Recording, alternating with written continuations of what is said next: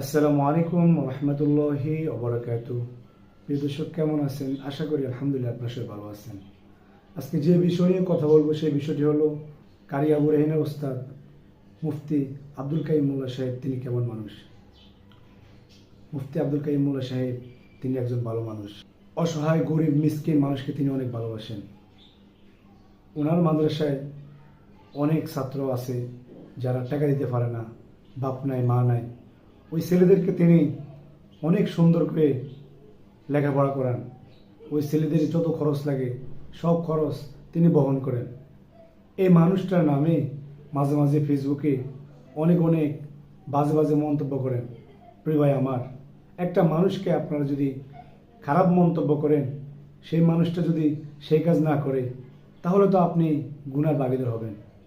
প্রিয় ভাই আমার, আপনারা সবাই কারি আবু রায়হানের উস্তাদের মাদ্রাসা আসেন।